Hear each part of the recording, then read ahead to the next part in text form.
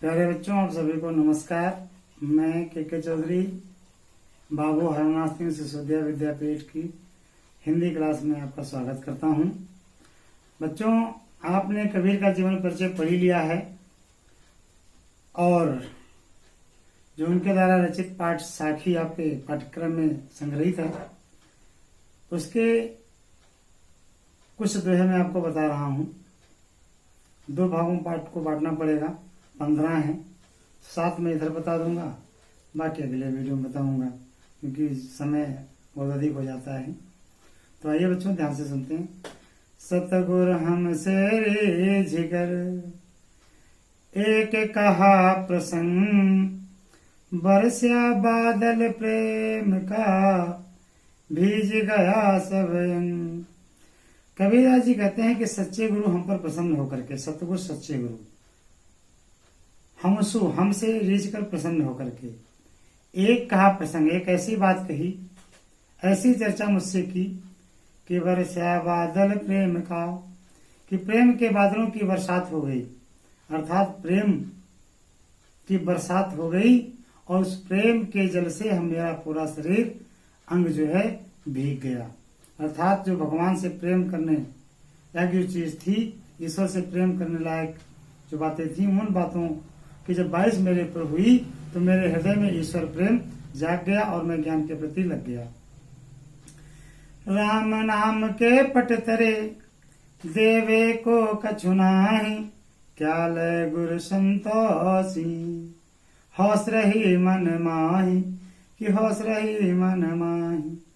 कबीरदास जी कहते हैं, राम नाम के पट तरे, राम नाम के अतिरिक्त मेरे पास गुरु जी को दक्षिणा के रूप में देने के लिए कुछ भी तो नहीं है। क्या लय गुरु संतोष है, मेरे गुरु जी क्या ले करके संतोष करेंगे। हौस रही मन माहे, ये मेरे मन में इच्छा सदैव से बनी हुई है और अब भी बनी, सदैव बनी रहेगी कि राम नाम के सिवा या उसके समतुल्य देने के लिए मेरे पास कुछ भी नहीं कि गुरु दक्षिणा में मैं दे सकूं। मेरे गुरु जी क्या पा करके, क्या लेकर के संतोष कर लेंगे, ये इच्छा मेरे हृदय में जागृत हुई है और जागी रहेगी। ज्ञान प्रकाश गुरु मिला, सोजनी भी सरी जाय, जब गोविंद कृपा करी, तब गुरु मिल आए।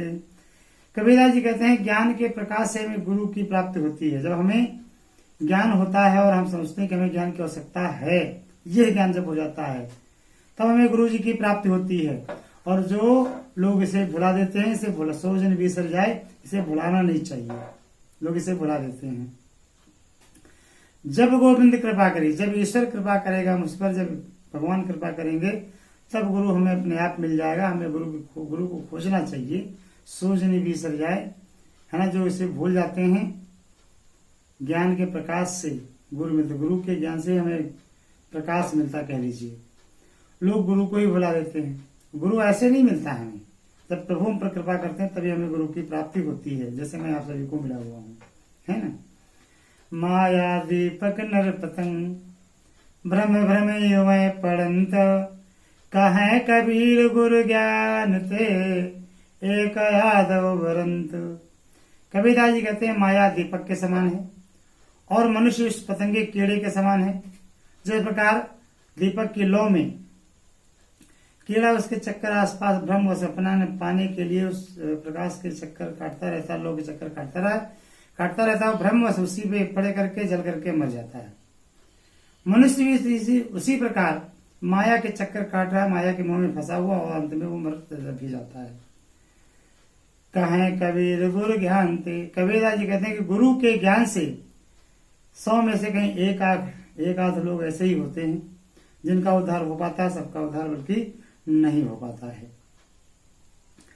जब मैं था तब हरि नहीं, जब मैं था तब गुरु नहीं, अब गुरु है मैं नाही, प्रेम गले अति साकरी, तामे दो न समाहि कबीरा, तामे दो न समाहि।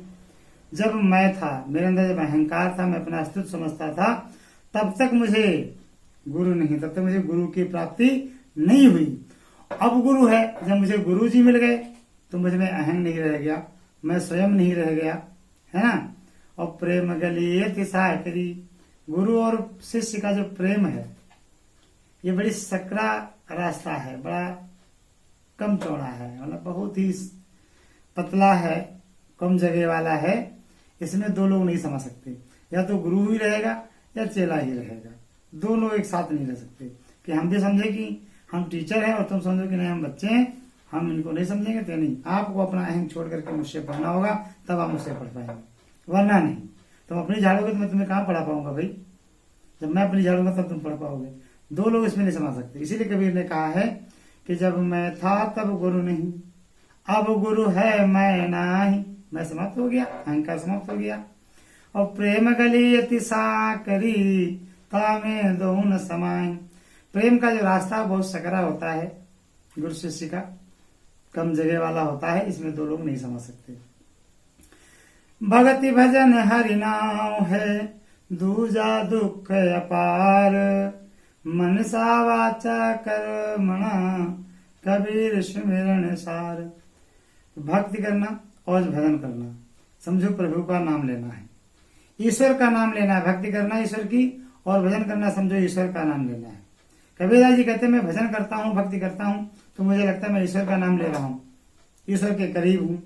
अगर किसी दूसरी चीज का सुमिरन करता हूँ तो सारी चीजें मुझे अपार दुख का कारण लगती हैं, अपार दुख का ढेर लगती हैं, है ना।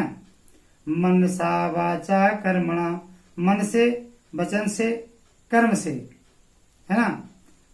कबीर सुमिरन सार।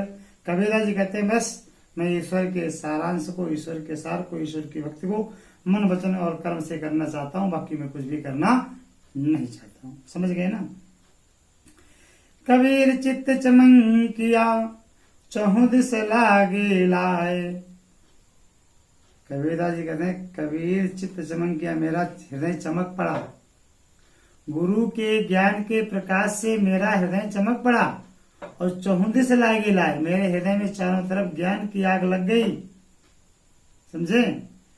और कबीर चित्त चमंकिया चहुंदिस लागे लाए। हरि सुमिरन हाथों घड़ा बेगे ले बुझाए। कबीरदास जी के हरि सुमिरन रूपी, प्रभु को याद करने रूपी घड़ा तो हाथ में है। जो ईश्वर को याद करने की, ईश्वर से प्रेम करने की, गुरु के ज्ञान से जो अंदर आग लग गई है ना, तो उस आग को बुझाने के लिए हाथ में ईश्वर रूपी, हरि सुमिरन रूपी, ईश्वर को याद करने रूपी घड़ा हाथ में, जल्दी से उस आग को बुझा लीजिए। अर्थात जब भगवान से मिलने की आग लग गई है, आपको पास होने की आग लग गई, तो किताबें हैं पढ़ लो, पास हो जाओगे। तो जब हमें ईश्वर से मिलने की आग लगी है, तो ईश्वर को जब हम याद करेंगे, ईश्वर को प्राप्त करने की कोशिश करेंगे, तो जल्दी से वो आग हमारी समाप्त हो जाएगी। ठीक है।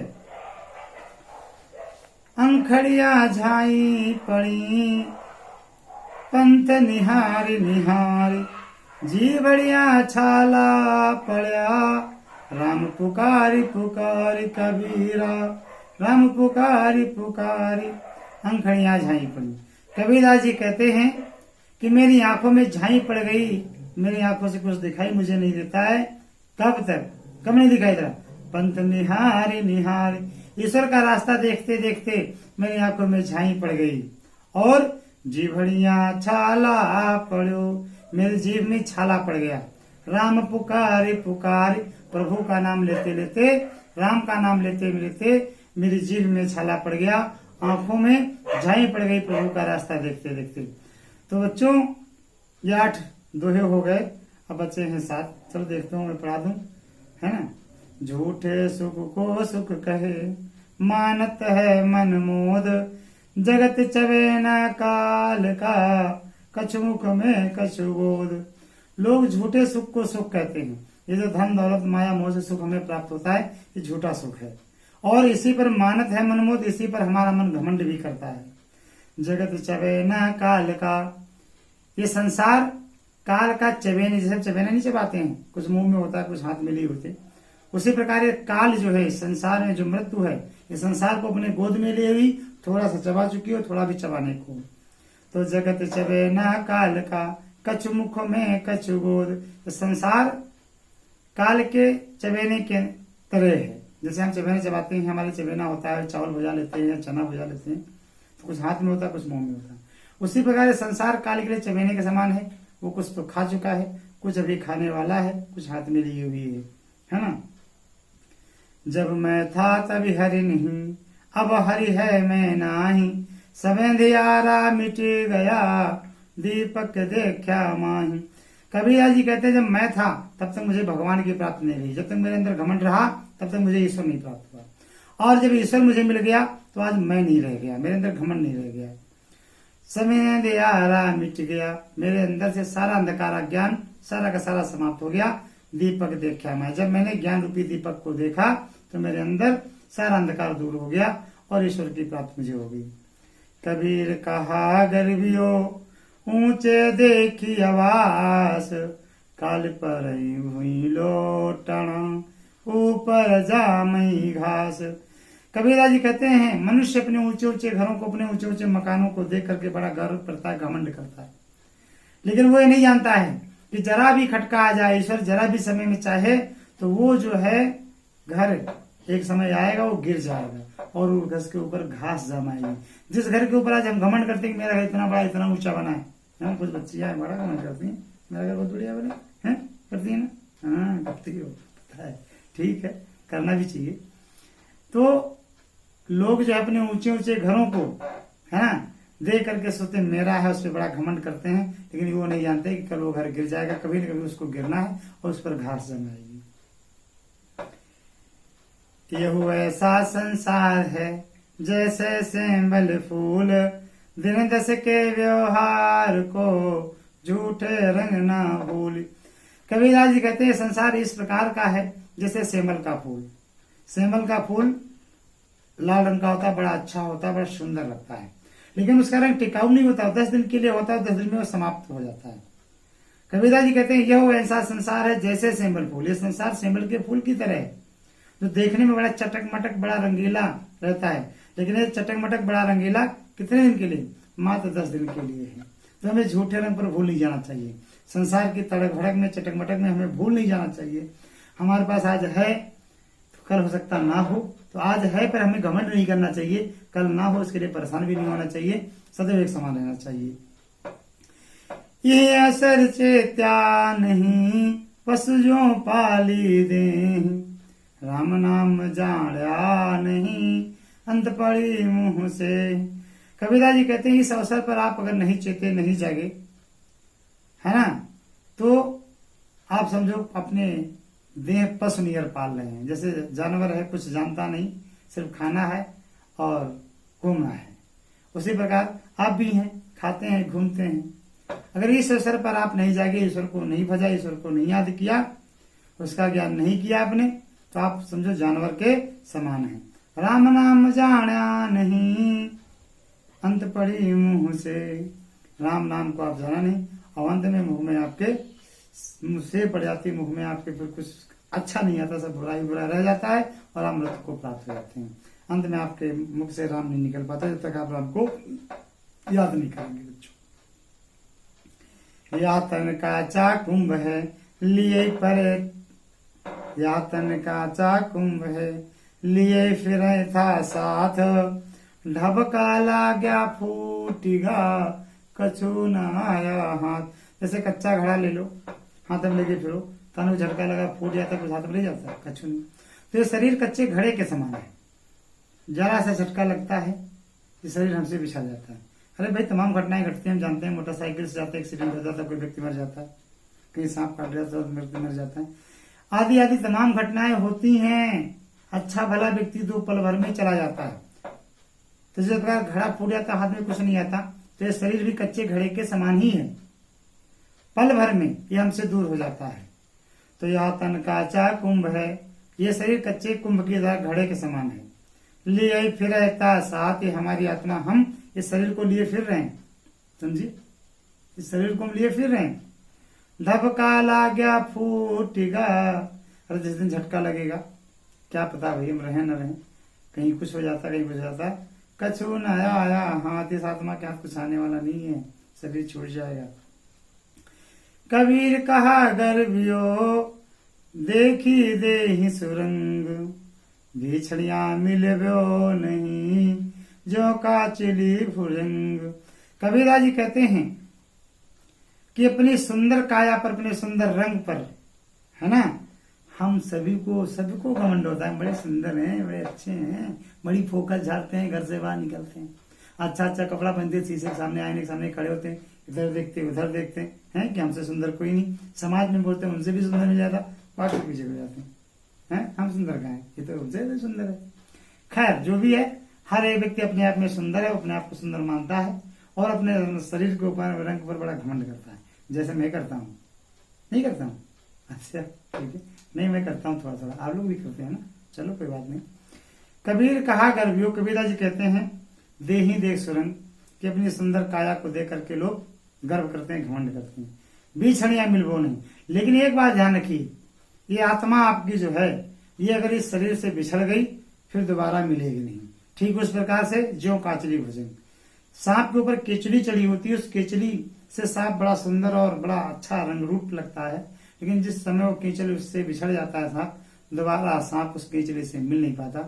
तो समझो आत्मा सांप है, ये शरीर जो है क्या है, क्या है, ये शरीर कीचली है ना, इस कीचली में अंदर आत्मा रूपी सांप रह रहा है, जिस दिन इसे छोड़ गया, निकल गया, फिर ये मिलने वाला इससे नहीं है। तो बच्चों इस तरह से ये पाठ आपका पूरा हो गया, ठीक है, और इसे ध्यान से 2-3 बार सुनिएगा, पढ़िएगा, गुनिएगा, बार बार बताने का टाइम तो अब नहीं है, बहुत कम समय है, कम समय में कोर्स पूरा भी करना है। इससे पहले मैंने जो वीडियो आपको प्रेषित की उसमें कबीरदास का जीवन परिचय बता दिया, आप ठीक से याद कर लें, नोट्स बना लें, और इसमें कभी जो भी पद आपको जैसा कि बताया है, सतगुरु हमसे रीझ करवाला और अंखड़िया झाई पड़ी और यातन काचा कुंभ है, ये 3 पदों की अगर आप व्याख्या कर सकते हैं दोहे की तो आप व्याख्या करिएगा, ठीक है। नहीं कर सकते तो वैसे तो हम बताएंगे ही है, नोट्स आप तक पहुंचाने की कोशिश करेंगे। तब तक के लिए आप सभी को मैं नमस्कार करता हूँ, ध्यान से पढ़िएगा, प्रेम से पढ़िएगा, ठीक है। तब तक लिए भाई सब बखैर।